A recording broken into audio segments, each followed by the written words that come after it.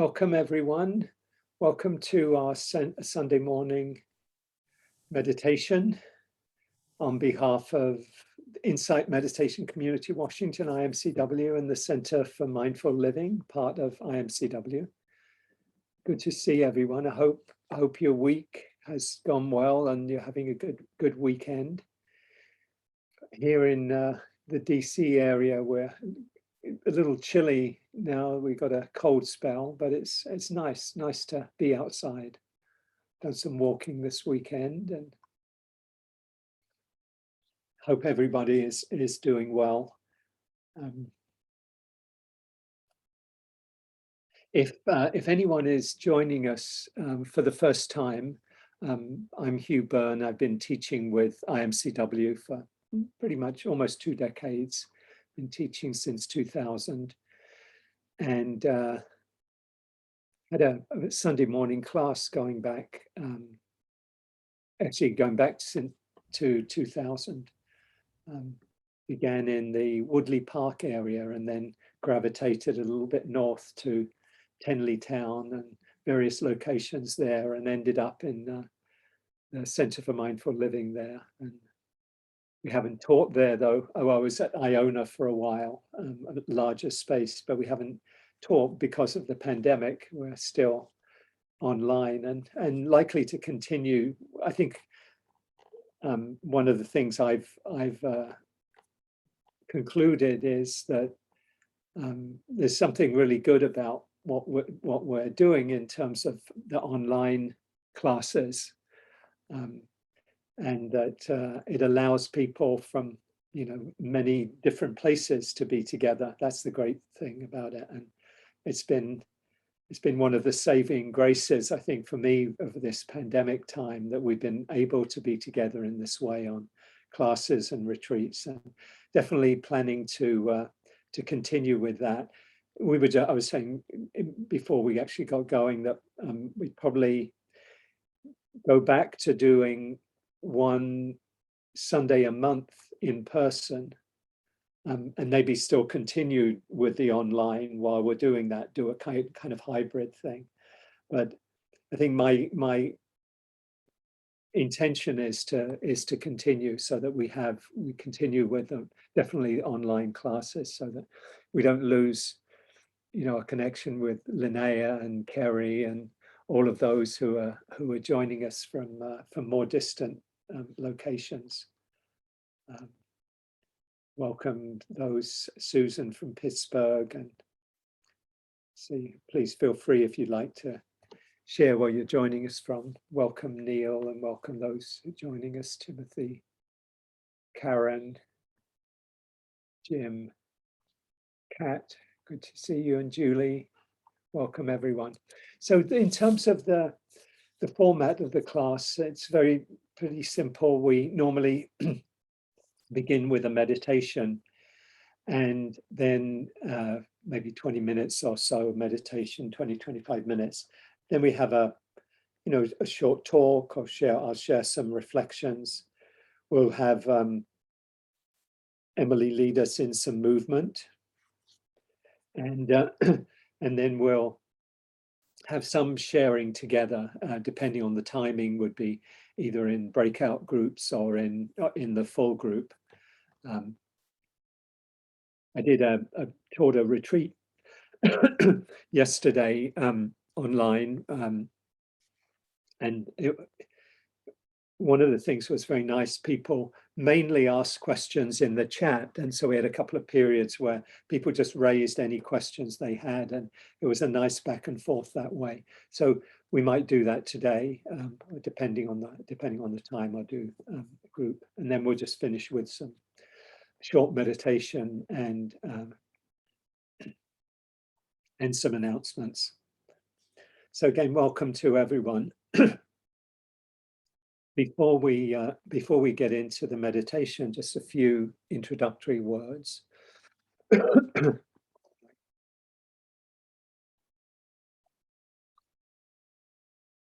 We talk a lot about meeting our experience with kindness and with acceptance and with friendliness. And that really is at the core of these teachings and these practices. It's really transformational to, I've shared this at different times, to see the difference between being caught up in some mind state or some difficult emotion, and kind of in a way we're off to the races, the emotion, we're being kind of pulled along, we're angry about something or we're worried about something, and the mind kind of getting pulled in one of those directions. And simply by acknowledging, what's present, the body and the heart and the mind, we step out of, we shift from the mode of being kind of carried away by, whatever it is, the mind, wherever the mind is taking us, into awareness. And it could be awareness of anything. It could be awareness of, intense rage. But once we move from that energy of the, and the storyline that we get caught up in, being angry, I'm angry about this, they did this, that, then we're already kind of in a position of stepping out of that contraction, out of that, wanting things to be the way we want them to be. And we can be aware. And in that awareness, there's choice. Choice is available. We could go, respond in a reactive way, but we could move in a completely different direction. So with that choice lies, as Viktor Frankl said, there lies our growth and our freedom. Between the stimulus and the response is a space. And in that space lies our ability to choose. And in our ability to choose lies our growth and our freedom. The other, the kind of the image I like a lot is somebody galloping along on a horse, and the horse is going, full speed, and somebody shouts out, "Where are you going?" And the rider says, "Don't ask me, ask the horse." And I think that that's kind of the situation we find ourselves in a lot, that we're kind of pulled along by our emotions, by our mind states, by the stories in our minds. And, the horse is determining where we're going rather than the rider, rather than ourselves. So this awareness, that we focus on, we come back to in the meditation, is, I think you can really see it as a choice point, and of going either towards suffering or towards greater freedom. Just that, whether, that kind of the knife edge where you could go this way or this way, and with awareness we can choose the path to greater well-being and happiness and freedom. So we'll begin with a sit. So if you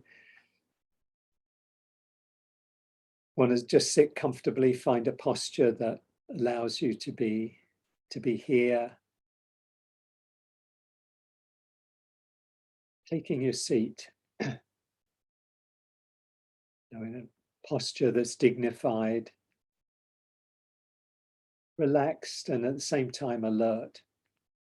If you're comfortable, you can let your eyes close.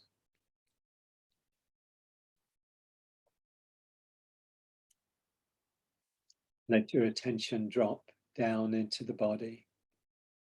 Drop out of the thinking mode where we can easily get caught up in our thoughts, and just feel the body. Feel the contact of your body with the chair or the surface beneath you. Your feet with the floor. Feel the weight of gravity, the pull of gravity as your body presses down. Feel the sensations. Feel the contact of your hands with your knees or your thighs, or with the space around them.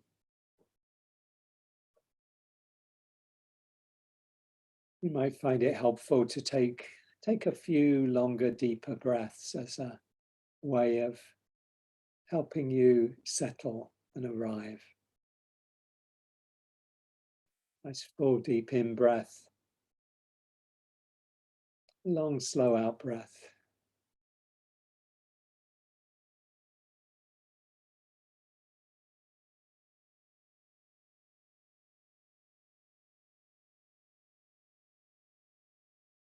Breathing in, calming the body. Breathing out, calming, calming the mind.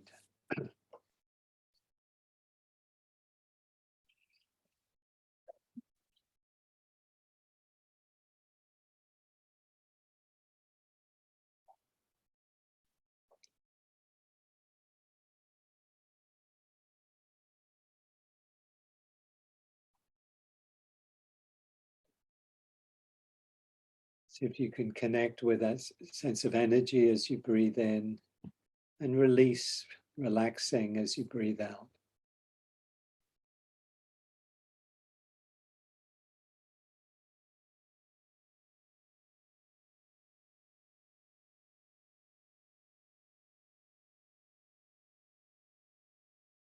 The breath can be a powerful resource. We can come back to the breath.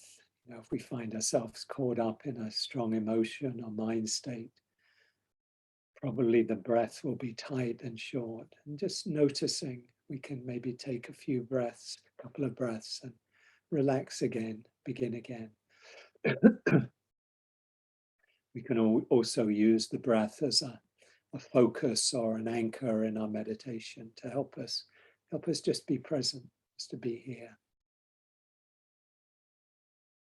So letting your breath settle back into its natural rhythm whenever you're ready.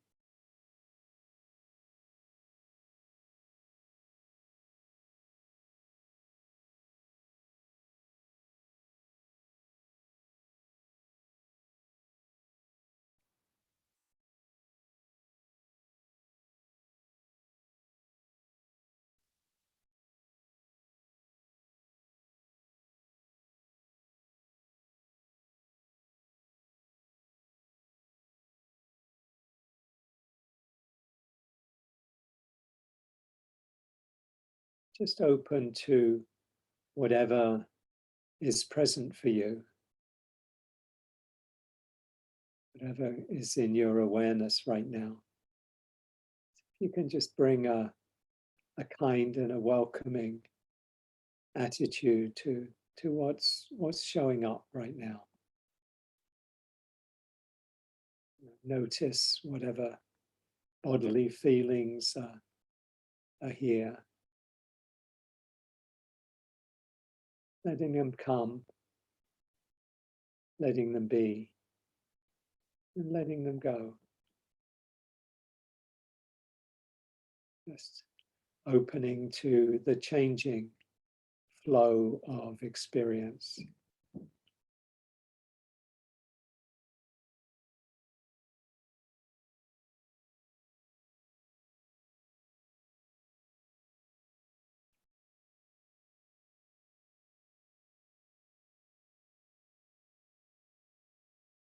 You might notice what your mood, mind state is right now as we begin our time together. There may be some tiredness. There may be an emotion, sadness or joy. Might be some restlessness on the mind, busy, active.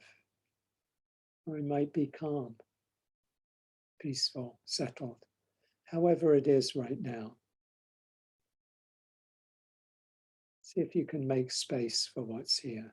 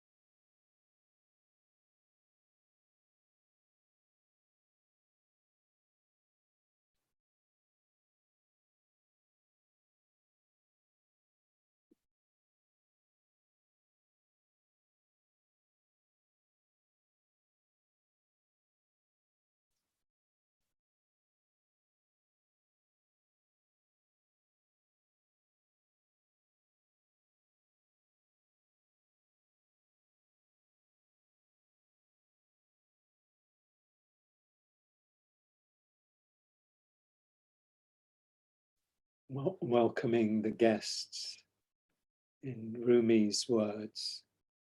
You know, whatever's here right now, and it'd be okay, even if it might not be what you would have chosen. Maybe it's something, it's a difficult emotion or painful memory comes up. See how it is to allow whatever's here to come, to be felt, known, and to pass when it's ready to pass.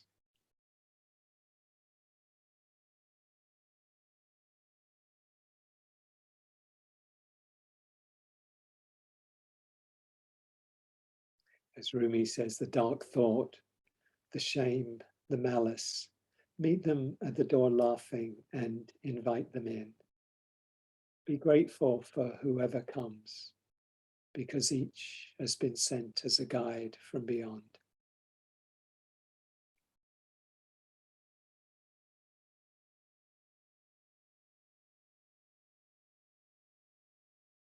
Sometimes when they're difficult, we don't necessarily feel we want to invite them in for tea and welcome them. But maybe we can just allow them space, without pushing them away, rejecting or resisting.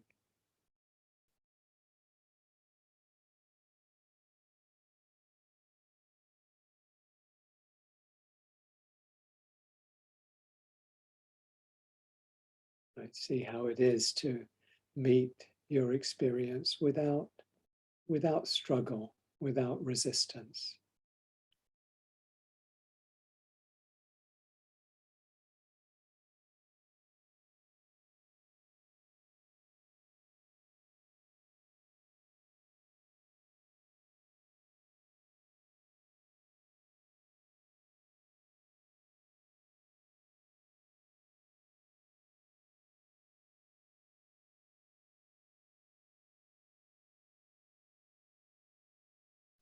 You might find it helpful to have a focus for your attention.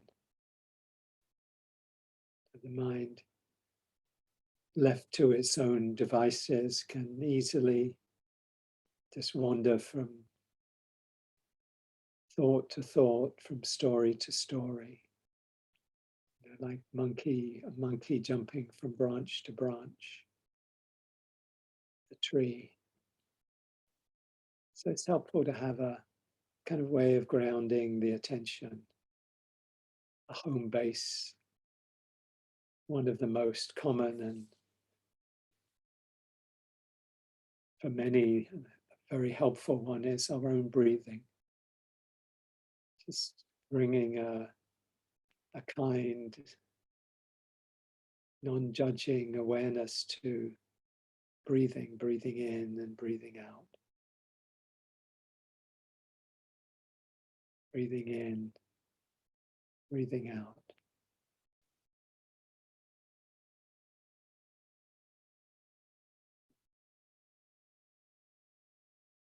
Just breathing in and knowing that you're breathing in. Breathing out, knowing that you're breathing out.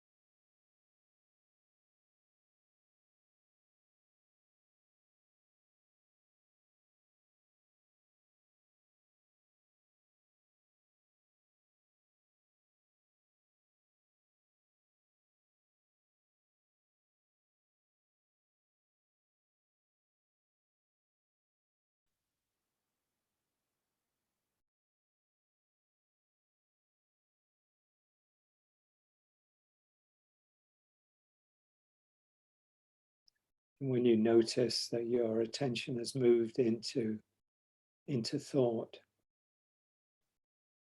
you can gently and kindly incline the mind back to the body, back to the breath.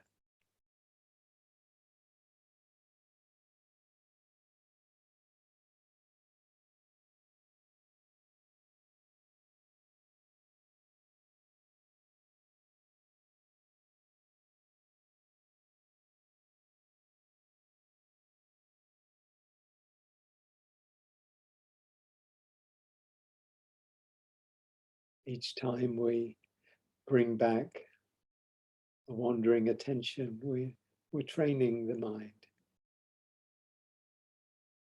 We're building the capacity to be more here rather than to be kind of spaced out, lost in thoughts.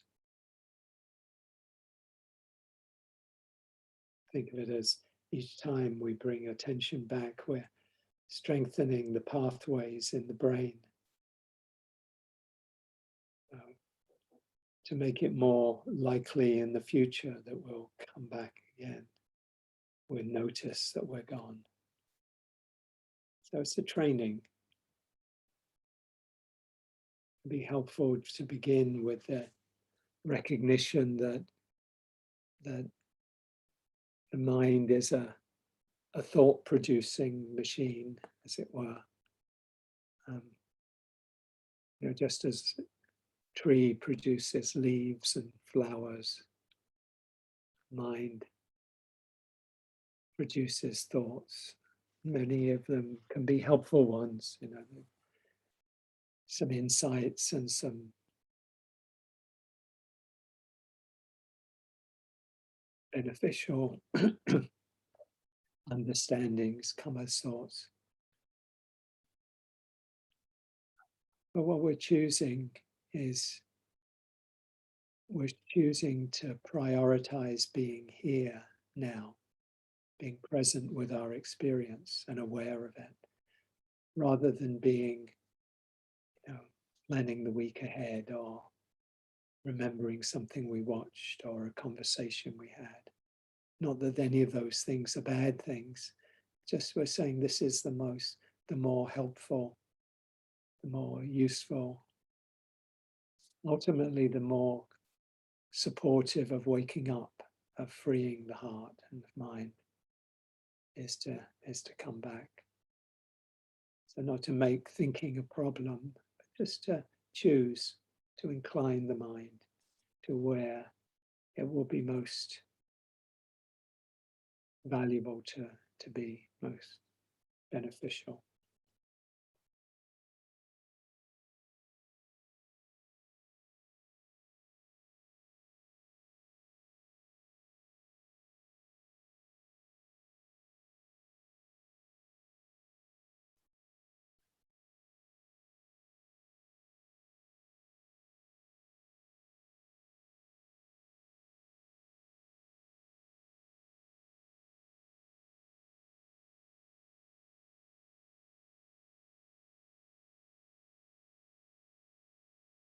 And you accept this moment just as it is, this experience just as it is.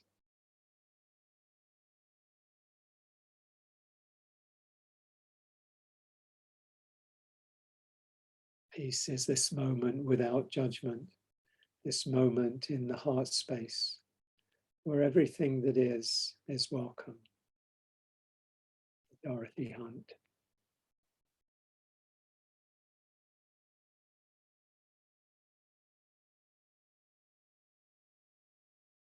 How is it to bring acceptance and kindness to what we would typically bring resistance to? We kind of push away or avoid. How does that feel?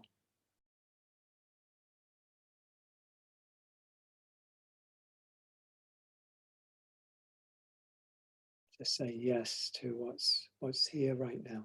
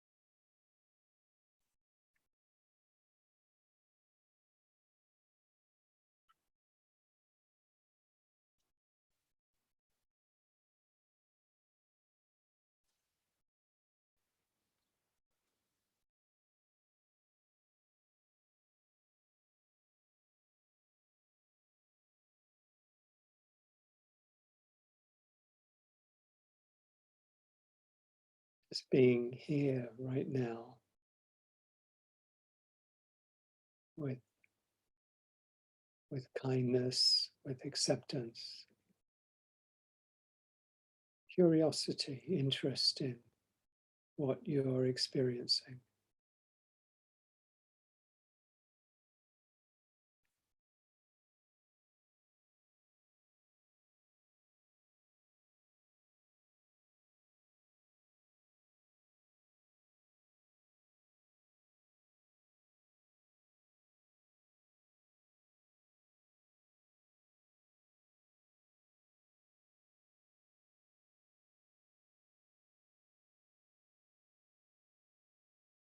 Just coming back when the mind goes into thought.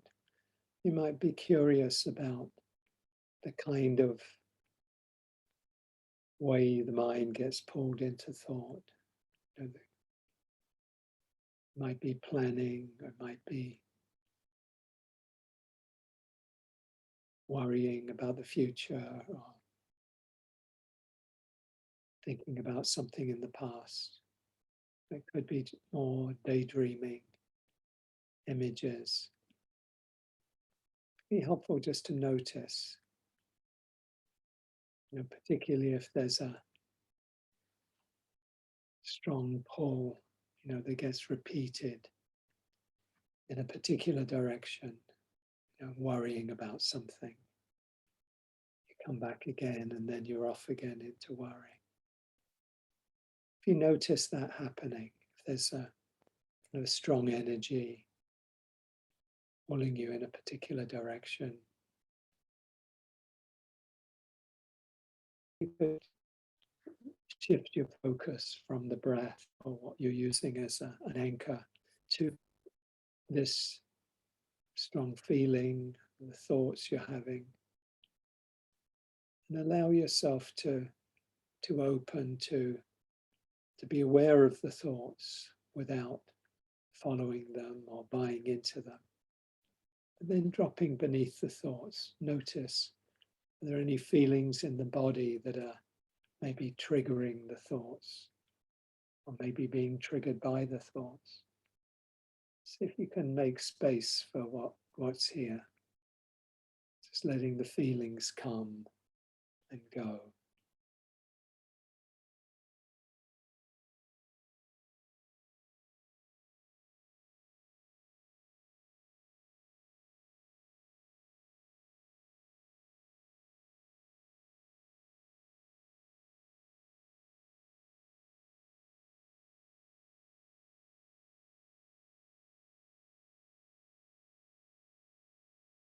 Any feeling, emotion, any experience doesn't need to be a problem if it can be met open-heartedly, met with awareness and with kindness, with acceptance.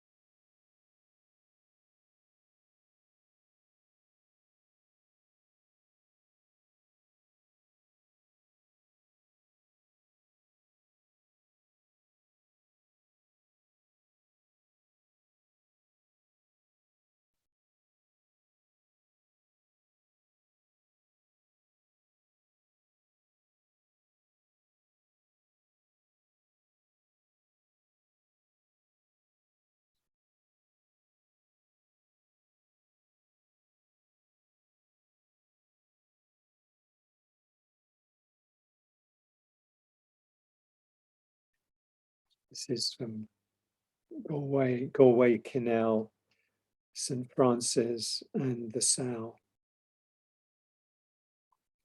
The bud stands for all things, even for those things that don't flower. For everything flowers from within of self-blessing, though sometimes it is necessary to reteach a thing its loveliness, to put a hand on its brow of the flower and retell it in words and in touch. It is lovely until it flowers again from within of self-blessing. As St. Francis put his hand on the creased forehead of the sow and told her in words and in touch, blessings of earth on the sow, and the sow began remembering all down her thick length, from the earthen snout, all the way through the fodder and slops, to the spiritual curl of the tail, from the hard spininess spiked out from the spine, down through the great broken heart, to the blue milken dreaminess, spurting and shuddering, from the 14 teats into the 14 mouths, sucking and blowing beneath them. The long, perfect loveliness of sow.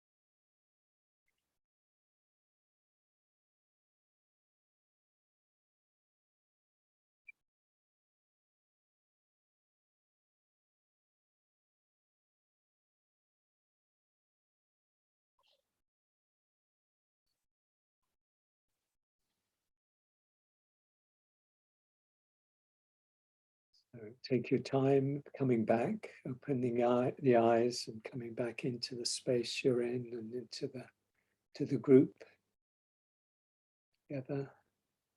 So again, welcome everyone. Good to see you all. Good to be together again. Hi, Sharon. Good to see you. Welcome to anyone who joined us after the beginning, the session. Welcome.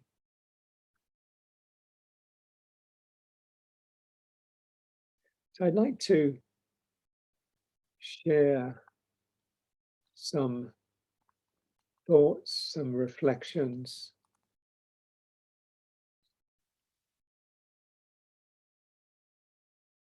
kind of on the theme that I've been speaking about this morning. And I'm thinking that this talk as the theme as being ending the struggle with our experience. And I want to explore how seeing our suffering clearly is what allows us to untangle ourselves from suffering and realize freedom in our lives. It's really the seeing that's the key. We often think about, we think about it as like, I've got to do something about this. You know, I'm caught up in this emotion and, you know, I'm identified with it. So somehow I've got to get rid of this. I've got to push it away. There's a quote from the Tibetan teacher Chogyam Trungpa, which I've shared before. He said, there's no need to struggle to be free. The absence of struggle is itself freedom. There's no need to struggle to be free. The absence of struggle is itself freedom.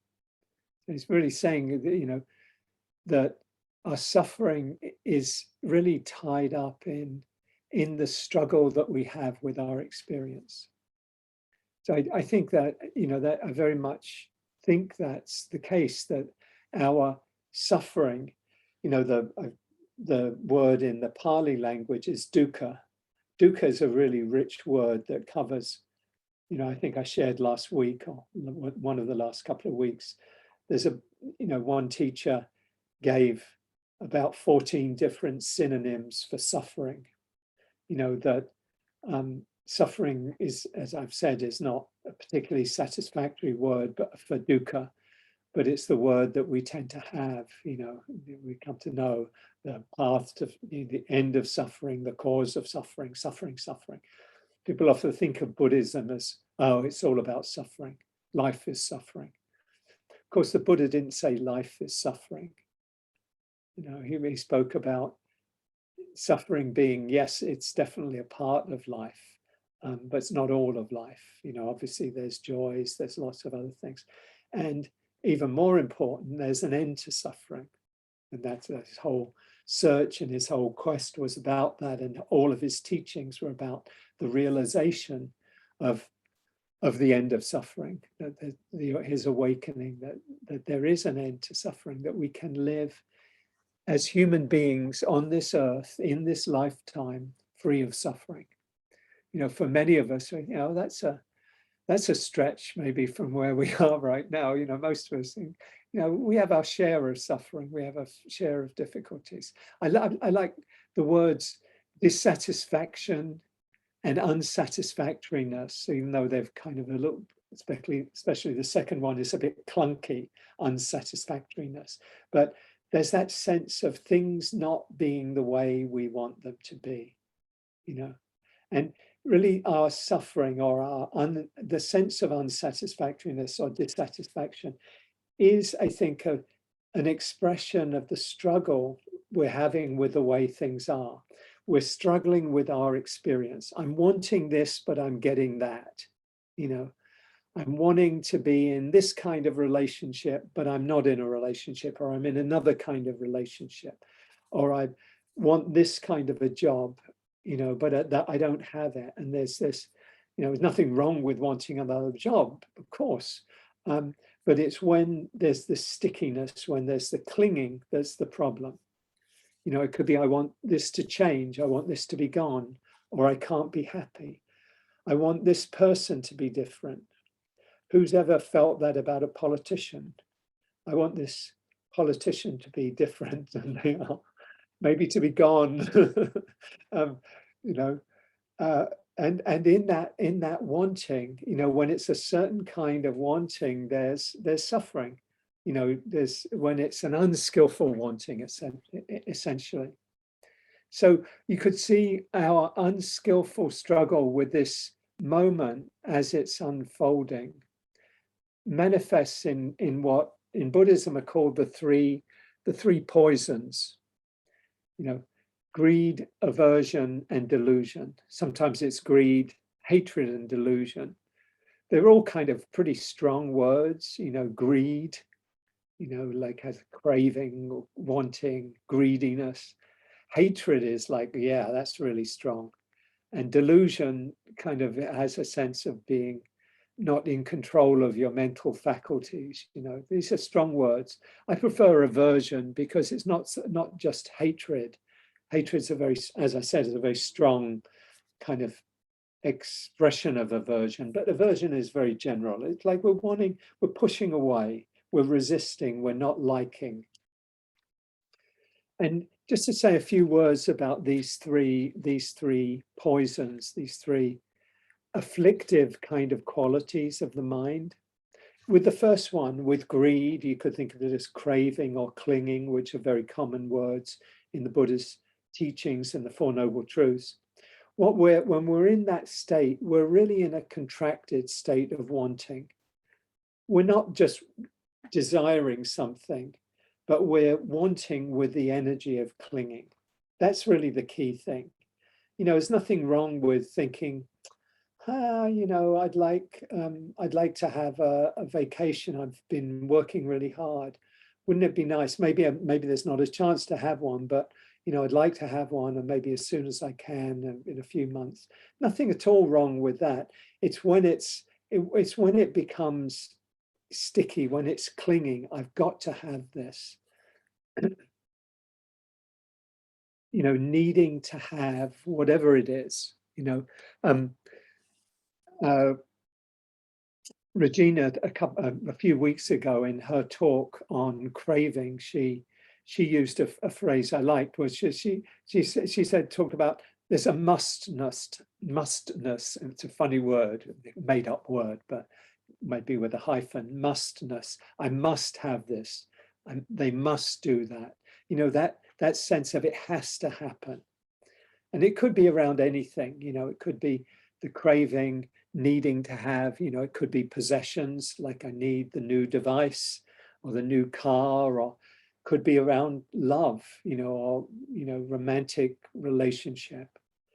Could be I want to have a more exciting life. My life is boring, you might think that, and that when it becomes unskillful, when it becomes more than just a kind of, oh, this would be something I'd enjoy, to something I've got to have, a neediness, a mustness, then it turns into what we call, clinging, craving, or greed.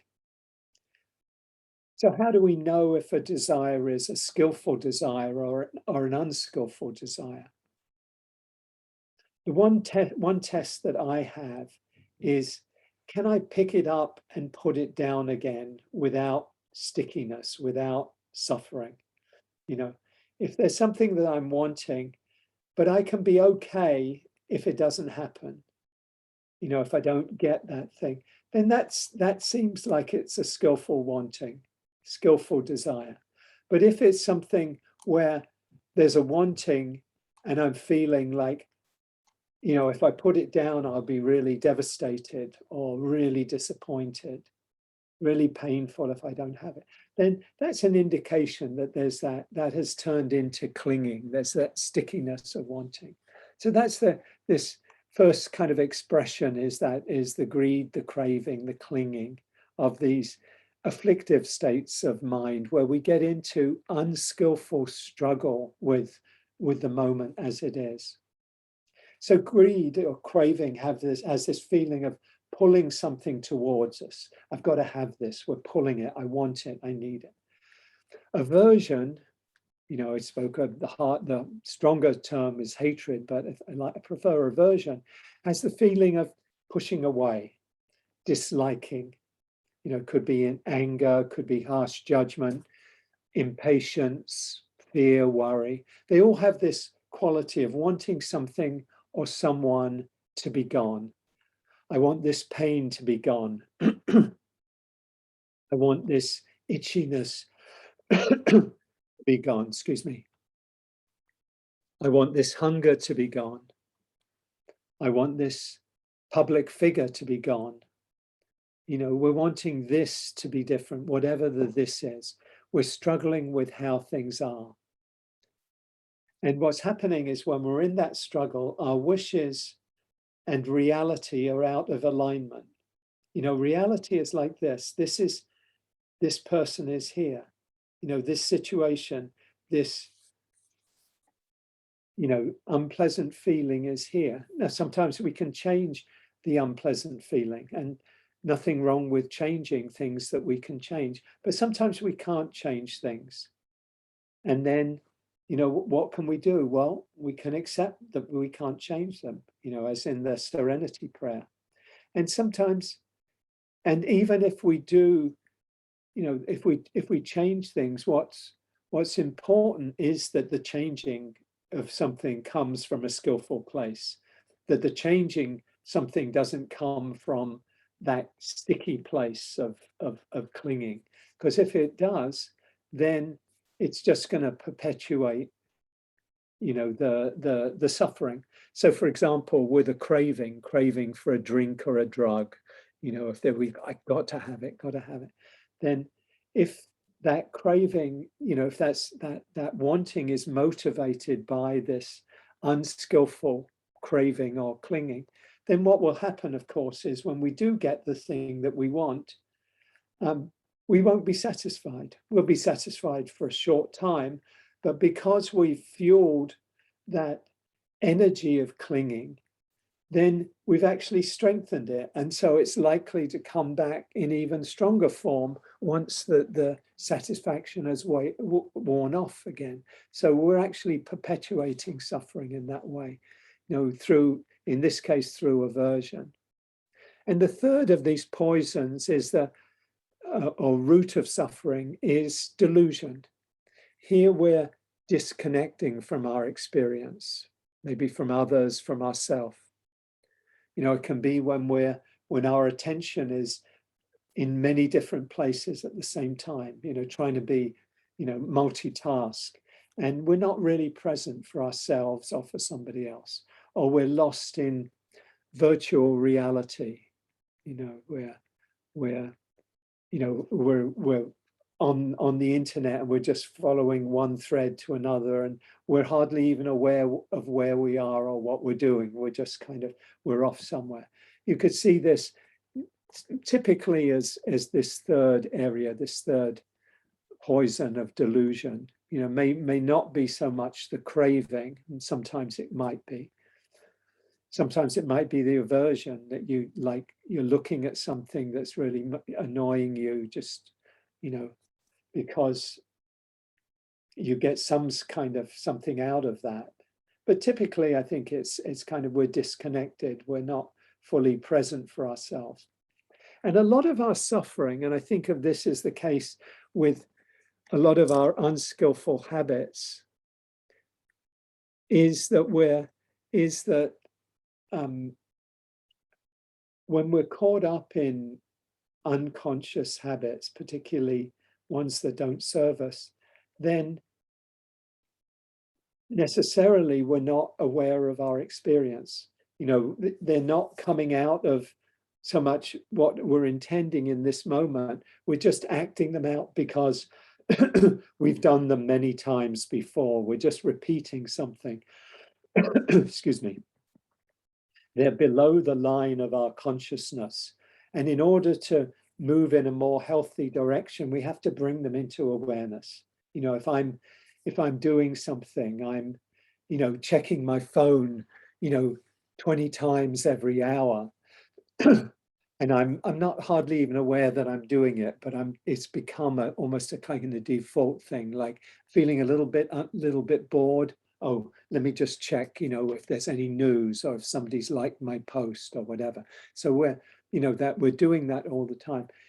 In order to change those unhealthy habits, we need to really shine the spotlight of awareness on them. We need to bring them into awareness so that we can see, oh, I'm doing this. Notice, what am I feeling when I'm doing that?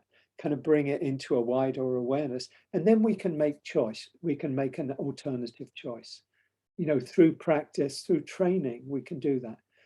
Maybe it takes us some time and takes energy to do that, to be aware, okay, I'm not going to do it. I'm going to choose not to do it. Maybe we can do things to help us. We put our phone distant from us, so we don't have the, ease of just turning to it and checking and then kind of spacing out for, 5 minutes and then coming back and saying, where was I? What am I doing? So in all of these, there's struggle in all of these expressions of suffering. We're basically wanting life to be different than it is. And life doesn't have to comply with our wishes, and we suffer. And a lot of the time it doesn't comply. As I said, even if we get what we want, if it comes out of clinging, when we're only strengthening these afflictive states and tying ourselves more tightly to suffering. We can also bring, and this is what Chogyam Trungpa was referring to, I think, we can bring struggle to the letting go of suffering. We think we need to get rid of or uproot the aversion or the self-judgment or the craving. And we can bring the energy of tightness and contraction to our desire to alleviate or end our suffering. We bring that struggle to, like, okay, I'm experiencing this, I'm not liking it. and I want to change it. But we think we have to, we get in a struggle with it. You know, sometimes we feel aversion to our aversion. You know, we judge our judgment. You know, we might be judging somebody, and then they think, oh, that's really mean of me to be judging them. So when we're judging ourselves for judging, you know, we often resist our resistance. You know, we feel resistance, and then we don't like it that we're feeling resistance. So where there's a resistance, we bring to that. So we're compounding our suffering. We could think of this as third and fourth and fifth arrows, you know, that metaphor of the second arrow. All of our suffering, and you could see as in some way second arrows. You know, we might have something difficult happen, and then we add to that difficulty. This shouldn't be like this. I don't like this. I don't want this. So we're adding to what the existing situation. Maybe we feel some pain, and then we add to that of, oh my God, I wonder, is it cancer? Is it something, you know, really serious? And we get into, you know, worrying and speculating and fearing. Those are all second arrows, you know, like the first arrow is just, okay, this is here right now. What is this? Maybe we can, in a discerning way, find out what it is, learn more, and make choices. But alternatively, we could add arrows and, you know, we shouldn't be feeling this, we don't like it. So we can bring aversion, we can bring struggle into our wanting to end our suffering. I had the experience just recently of talking to somebody and experiencing their judgment about somebody else, you know, oh, this person is this and this person is that. And I just felt like a strong sense of judgment and even blaming, you know, towards somebody else. And I found myself, I noticed, I felt a lot of aversion. And I noticed that I was really judging their judgment. You know, I was in this state, and it was aversion to aversion. You know, but I was seeing somebody, you know, another person's judgment, their aversion, and I was suffering. And there's no need for me to suffer in that. If I'm aware and if I'm bringing skillful mindfulness to that situation, the fact that somebody is aversive or they're judging or whatever, that's their business. You know, if I'm suffering, that's my business. You know, what am I holding on to? I remember a lovely story from Ajahn Chah, the Thai teacher, the 20th century Thai forest master. I might have shared this at some time, but it's a nice one. For me, it captures this, you know, what are we adding to the situation? It was the story he told us, you know, he had his monastery in you know, forests of Thailand, and, you know, a village close by that supported the monastery. And he was doing a personal retreat for a week or whatever, couple of weeks. And, you know, he was getting into his retreat, and it was some kind of a festival day. And the villagers just below where he had his hut, you know, he was doing his meditation, were having a feast and having a party kind of thing. There was lots of noise, and there was singing, and, you know, people having great fun. And there he was, and he says, I was there, and I was, you know, in my mind, I was saying, you know, how selfish they are. They know I'm on retreat. You know, how could they, you know, be making so much noise and not doing this? And he said, I looked at my mind, and he said, I realized the sound wasn't the problem. My mind was going out to bother the sound. My mind was going out to bother the sound. He was saying, you know, the sound is really just impersonal, you know, and yet we make a story about it that this should be different. I don't like this. I don't want this. Those people shouldn't be doing this. So we get, in this case, he saw himself getting kind of wrapped around the axle. He was suffering on the count of this sound. And then he realized, okay, yeah, it's simply sound. And if I choose to be bothered by the sound, I suffer. But if I choose to just hear it as sound coming and going, then I don't suffer. Not that it's always easy. I'm not suggesting I'm sure Ajahn Chah wouldn't suggest it's always easy. Sometimes, particularly if there's a history or if something is really a strong, we have a strong aversion or a strong reaction, it's not easy to just kind of say, okay, simply sound. If your neighbors are playing music after midnight, and you're trying to get to sleep and they're, close by and you're hearing them, you can cultivate equanimity, but you have to train, you have to practice. And I always try to come back to remembering that this is a training. It doesn't mean we're all, ready and, able to respond fully to, with an equanimity to what's happening. But we can, with training the mind, we can open and say, okay, I could respond in a reactive way, but with awareness, I can see the possibility of letting go. And just seeing even some space around that kind of allows more space to open up. And we can, over time, we can cultivate the qualities that allow us to be with our experience without suffering, without resistance. The key really,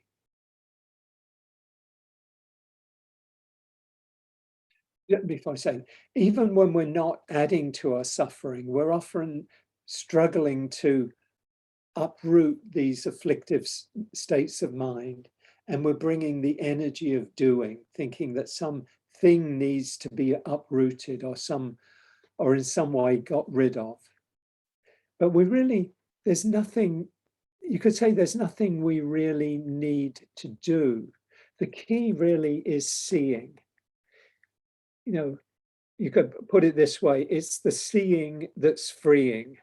It's the seeing that's freeing. I kind of borrowed that, adapted it from Rob Bayer, wonderful teacher who died a year and a half ago.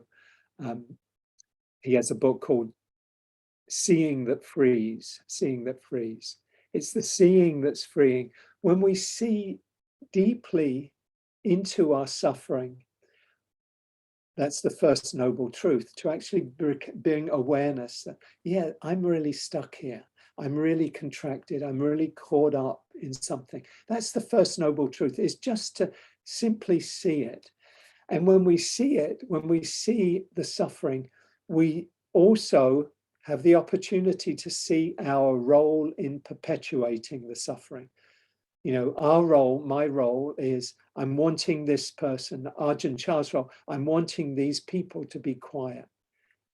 That is that wanting that's perpetuating the suffering. This is the second noble truth, the craving that causes suffering, the wanting things to be a certain way that perpetuates the suffering.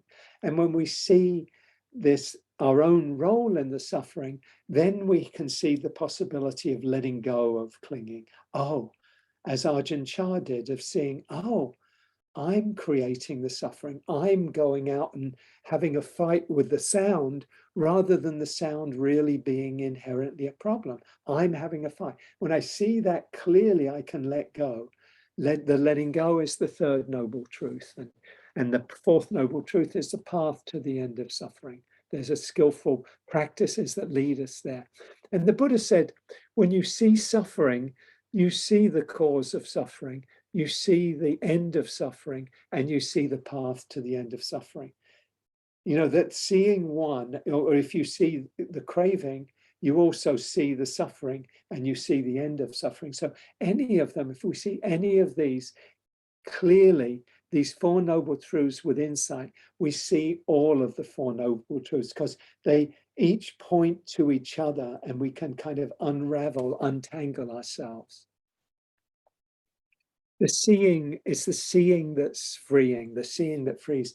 There's a story of Mara, you might have heard this, where the Mara is the tempter figure in the Buddhist tradition, in the Buddhist, teachings. And it was the Mara who appeared when the Buddha was under the tree and actually kind of tried to say, no, you don't want enlightenment. You'd be much better off with my daughters, my beautiful daughters, and all this wealth and all of this. And the Buddha said no. And then when the Buddha, awoke and, acknowledged his awakening, Mara said to him, who are you to think you're enlightened? Or who you think you're so spiritually developed? And then the Buddha reached down and touched the earth and said, the earth is my witness. The earth is reality, truth is my witness. And apparently, even after the Buddha's awakening, when he was teaching, Mara would appear at the edge of the crowd, and the Buddha would say, "See Mara," and he'd say, "I see you, Mara," and then Mara would scurry off. And I like the story of Mara, because when we really see these afflictive states of mind, we see we're caught up, we see clearly, then we don't have to really uproot them. The term they use in Tibetan Buddhism is they self-liberate. They self-liberate. They just dissolve because they lack any independent existence. So why do they dissolve? Because they don't have an independent existence. These afflictive states, the greed, the aversion, the delusion, and all the different expressions of suffering, held in place by our own lack of seeing, by our own ignorance. It's said in Buddhism, they dependently co-arise. It's not like the afflictive state has some existence on its own. It's only fueled by our craving, by our unskillful relationship. So the afflictive state, the greed, the hatred, the delusion, all of these is not an independent thing. It depends on conditions arising, maybe the sound, the noise, whatever. And then our relationship, the way we get hooked onto that as a problematical thing.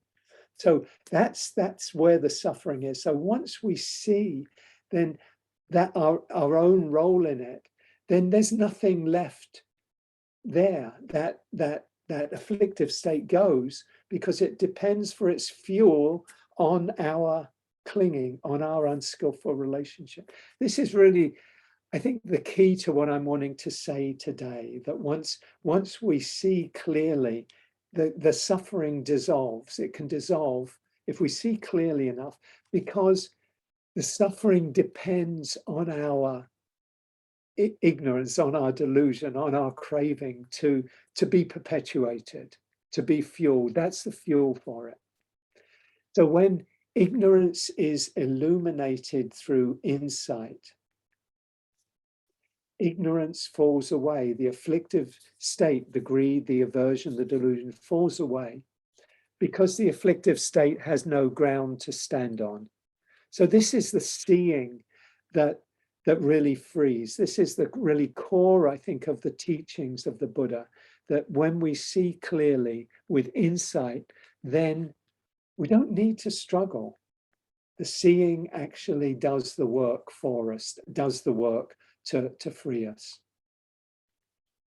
I wanted to say a little more about how this works in practice, but time is running along.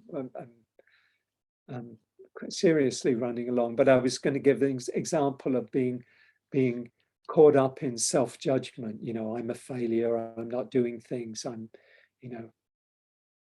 screwing up, etc. And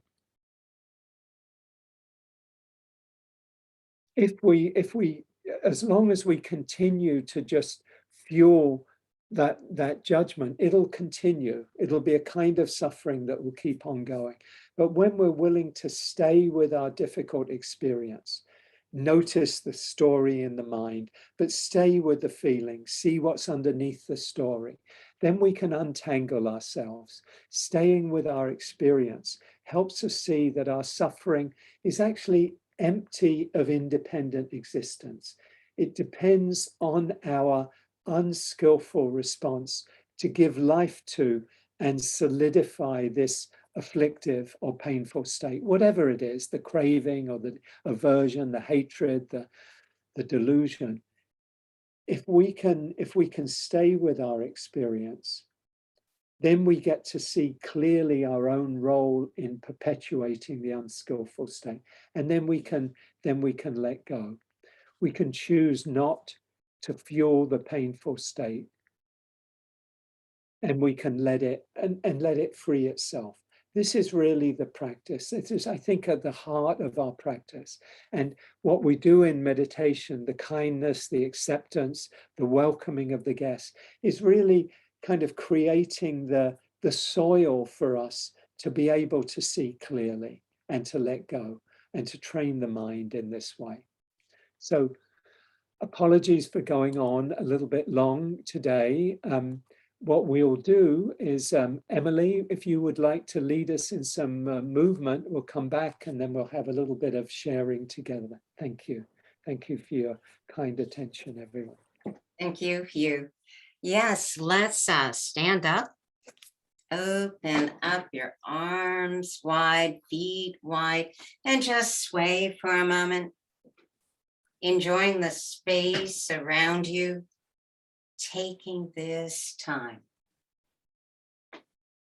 to breathe and embody your sense of self.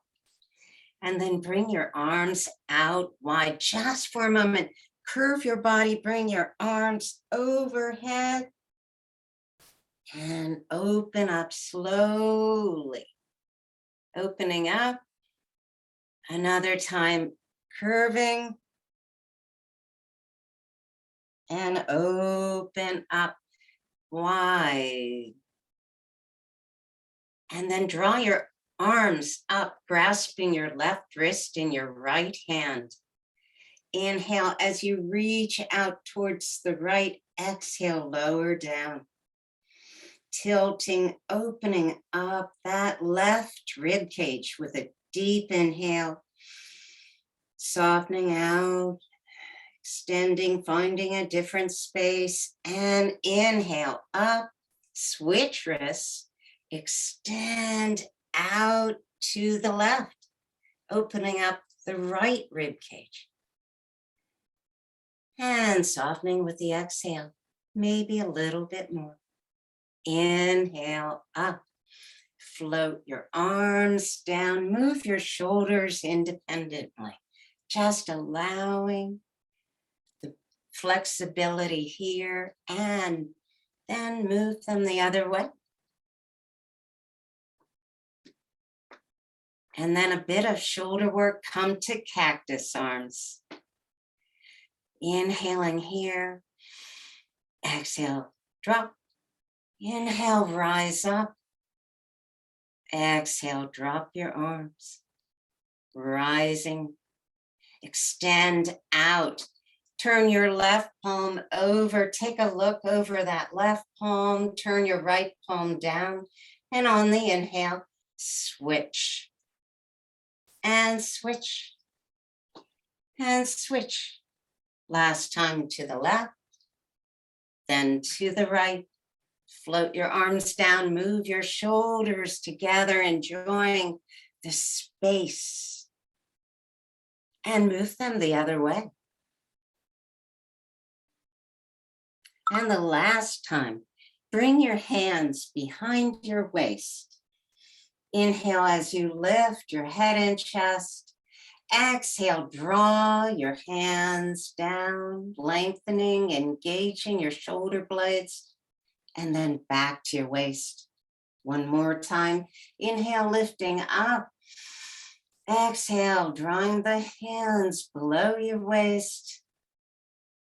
and then back to the waist, float. Just do your dance, maybe just being a wave in water. Your dance of the day. Last movement.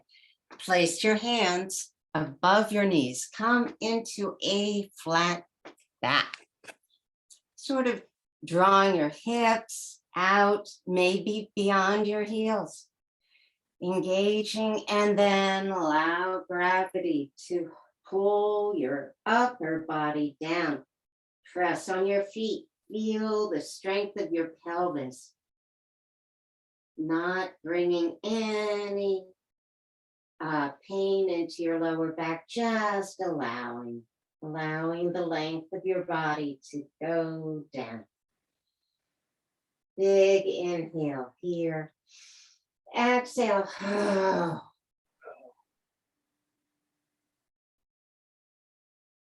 And then slowly bring your hands above your knees. Press on your feet and roll up your spine, vertebrae by vertebrae. Up, head last. And bring your hands to heart center. And release to the sky. And us. And the earth. Thank you so much.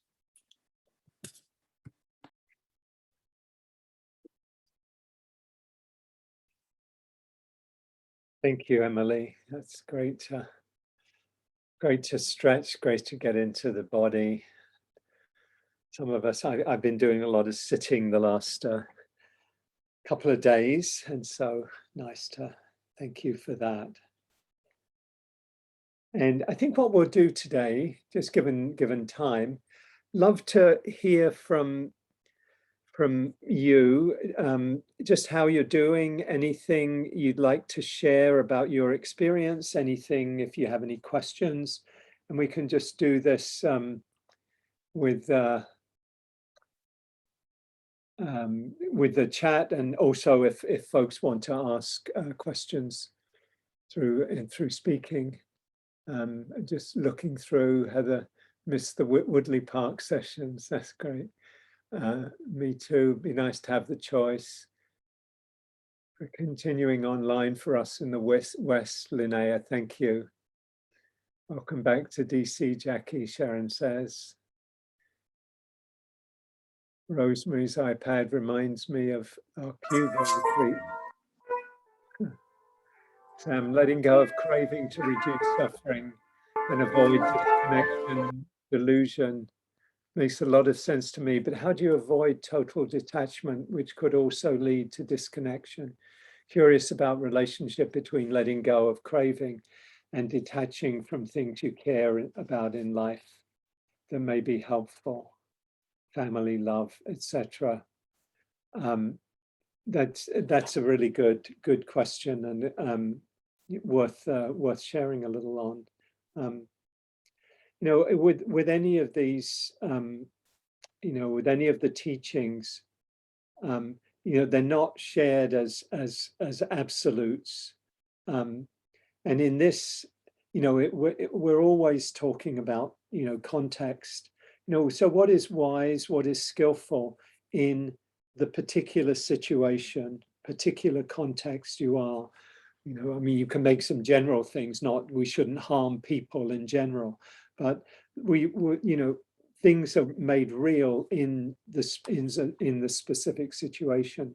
So the truth is that when we let go of clinging, what happens is that we tend to, we don't become kind of detached and aloof and disconnected. In fact, what tends to happen is as we let go of clinging, let go of these kind of these poisons, we open more fully to ourselves, to our own hearts, and to others. That it's a natural expression of a free and of an open heart, of non-attachment, is to connect, to care, to express compassion, to express loving kindness. If you notice that, you know, in letting go, that there is some, you know, disconnection, then that's something to work with. That's something to explore. It's an indication that there's something a little bit off in letting go. You know, maybe there's a kind of an aversion in the pushing, in the letting go, that like, it's not just a free letting go of something that's unskillful, but there's maybe a pushing away involved in it. And that's something to notice, and then to come back and invite the heart to open again. So whatever it is that's coming up, using the signals, using what we're learning from our experience and learning from life to say, okay, does my heart feel open? Do I feel connected here? If I feel shut down, okay, what might be the cause of that? What's to look at here? Can I invite my heart to open? So to explore that, those are really good points and things to be aware of, and to see that we can work with them as well if we do notice them arising. The name of the book I mentioned is Seeing That Frees, and it's by Rob Burbea, Burbea,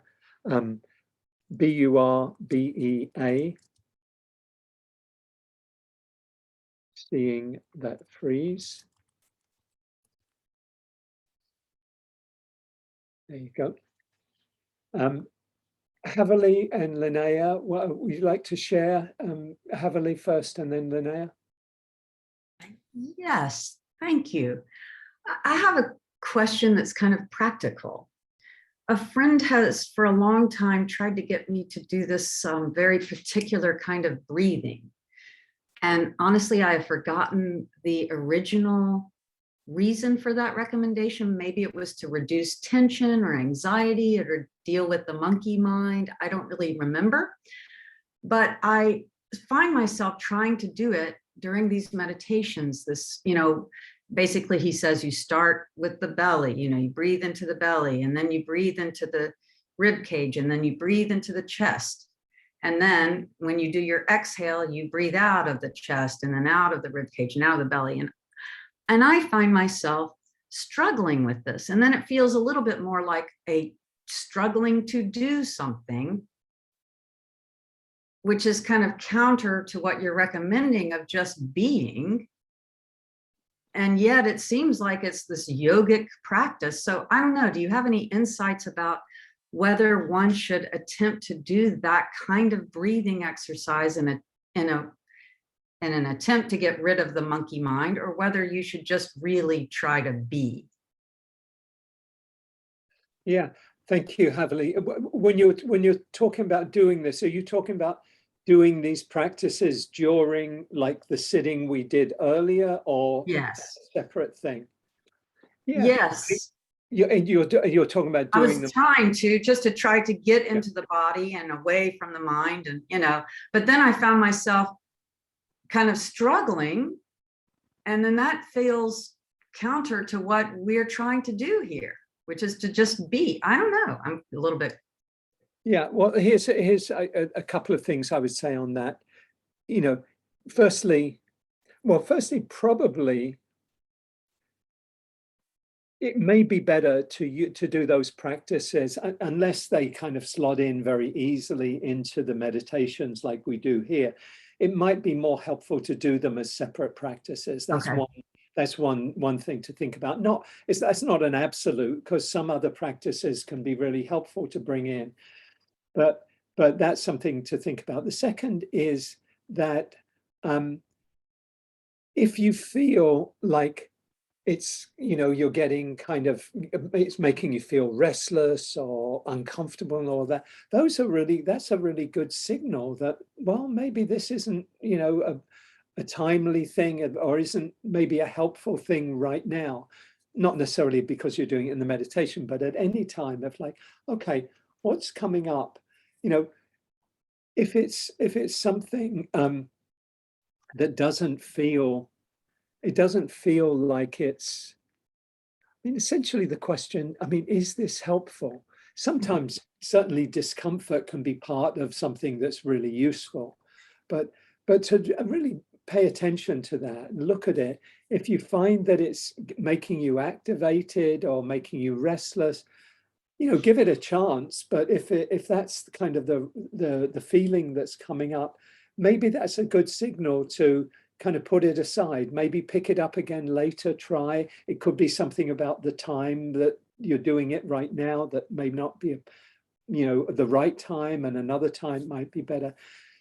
Essentially, just bring an attitude of curiosity, of exploration, of openness, and then make your best judgment. Use whatever useful information you can get from teachers or from other people around it, but then make your own judgment.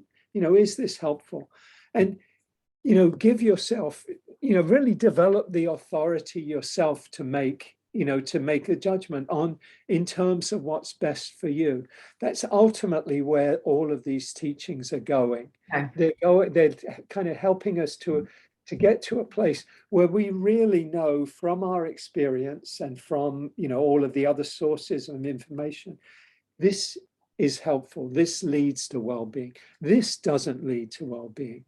And to know that not because somebody has said to you, this is good, even if it's the Buddha who said to you, this is good, to know from your own experience. That's what the Buddha teaches in the very, very well-known sutra called the Kalama Sutra. People asked, how do we know what teachings to follow? People come along and say, my teachings are good and these teachings are terrible. How do we know? And the Buddha said, don't go on beliefs, don't go on what feels good, don't go on emotional reaction, don't do it just because a teacher says it. See for yourself, does this lead to well-being? And if it leads to well-being, follow it. If it leads to harm, don't follow it. Don't go in that direction. So that's kind of where what we're cultivating in this training is this, this inner knowing and inner authority. We may not have it at this moment, but we can build it. We can strengthen it over time. I hope that's useful.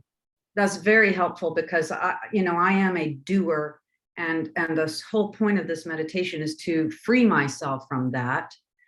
And but I was kind of going on the recommendation of this person who's very experienced or whatever. And no, it's not working. I don't need to add another struggle, another to do. So I'm going to let it go. Thank you so much. Yeah. Thank you. And Linnea? Hi, thank you for taking this question. I don't know how relevant it will be to others, but it is bothering me, and maybe it's part of being old. I live in the country. I have 10 dogs. They're noisy. I have neighbors that shoot on their range, very loud. And in the beginning, I didn't care because my dogs make noise. They shoot. We do what we love. But there are times when it's so strong, I just hold this. I start screaming. I just go berserk. And I'm not judging them. I'm not judging me. So the sense of the story you had about the man in retreat and his mind went out to the noise. I don't feel my mind is going out to the noise. And I've checked with the doctor. One says it's because the capillaries have been broken in the brain. Another says it's, trauma from the past. So I'm exploring complex PTSD. I've never been around guns, so I have no idea. And the only thing I can do right now is to play. What I do is I set up my little CD player out on the back porch, face it towards the guns, and I play metta chants because I want the energy to go out to calm it, and I want the energy to help with me. But is there something else in Buddhism that I can do? I accept it because it's part of my karma, but it's getting worse, and there doesn't seem. And if I have to do it for the rest of my life, okay, but it's not okay.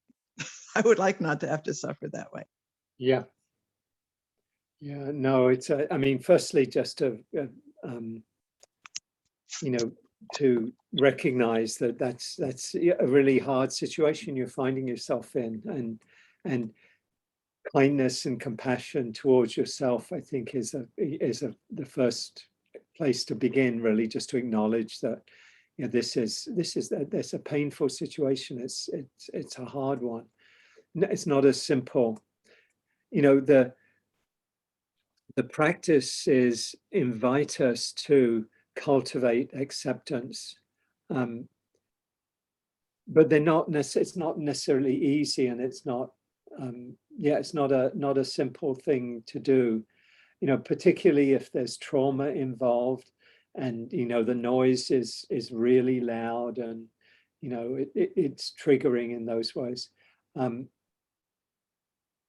You know, I think what you're doing is, you know, it seems very, very wise. You know, the sending the metta.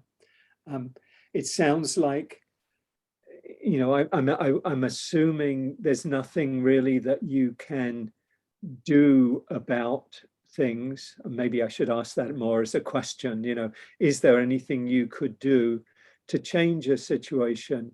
You know, of the times that those, the firearms are being fired, or whether it's possible to make any change there.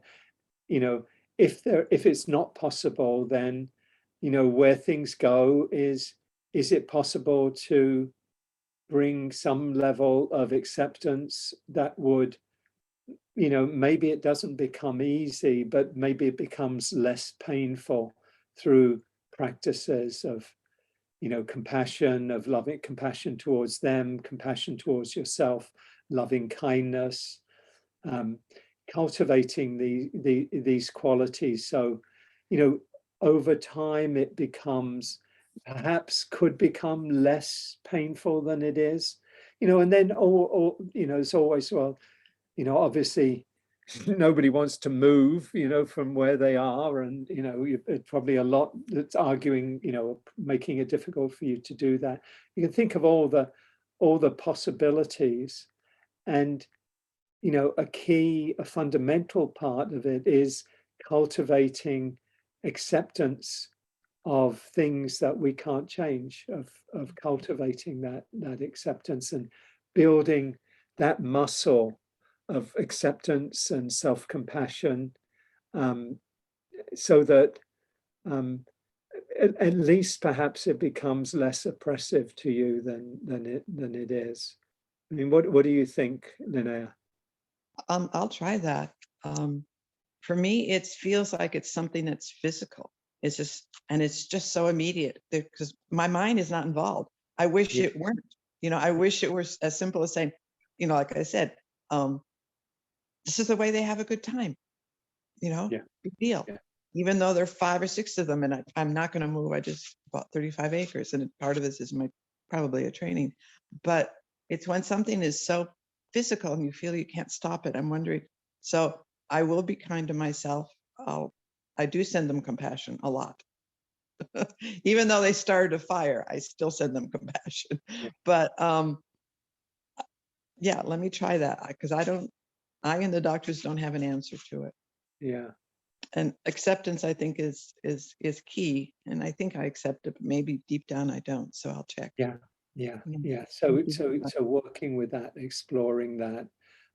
I wish you well, and I know everyone else here, certain everyone else here does too, is with you, and we send you some loving kindness and compassion as you go through that.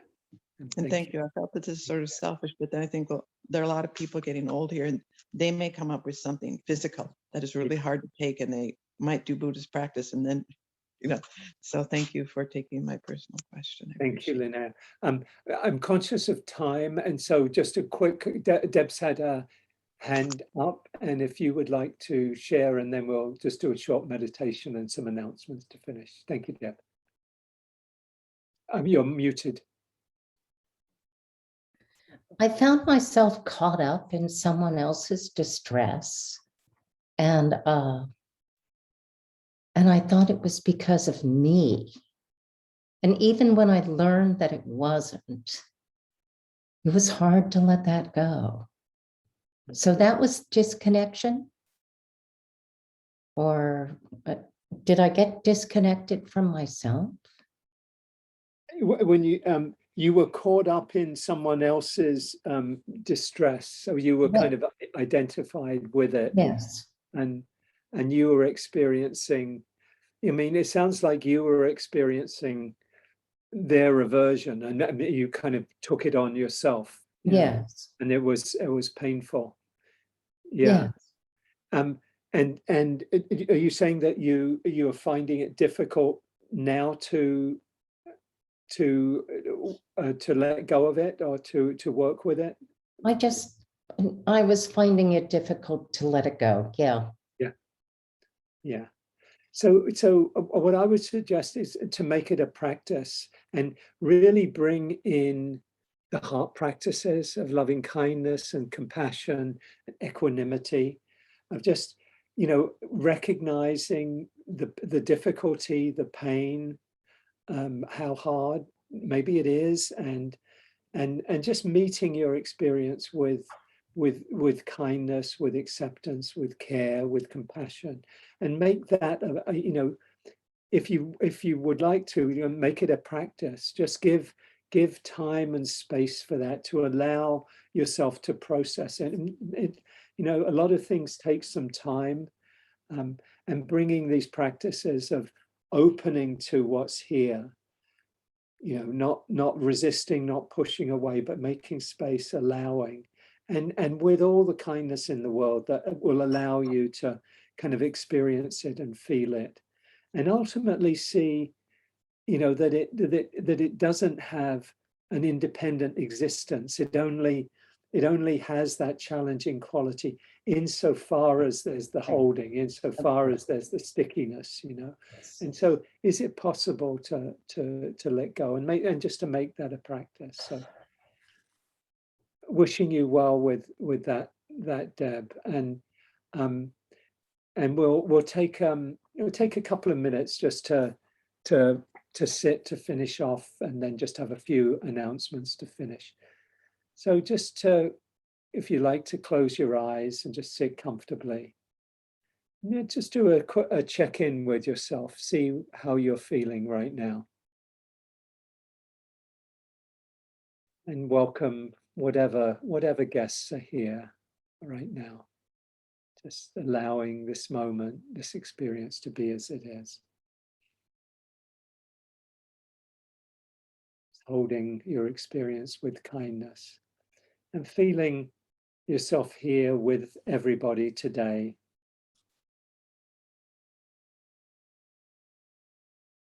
Maybe breathing in a wish of kindness to yourself and breathing out kindness, care to everyone here, all of us here together. May you be happy, may you be safe. May you live with ease and with kindness.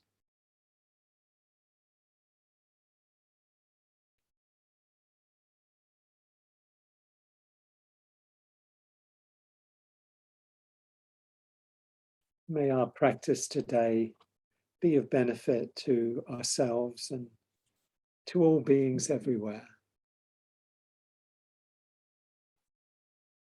May any benefit from our practice help in the awakening of beings near and far.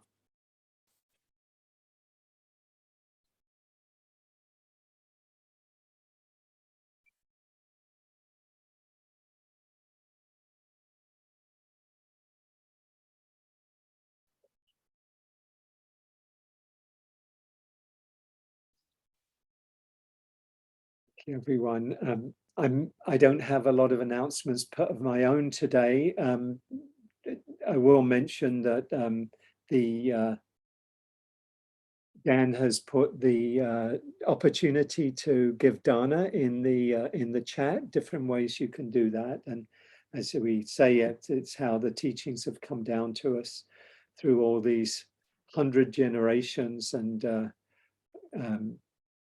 beautiful practice of generosity. So if you feel inclined to give, those are the ways you can do that.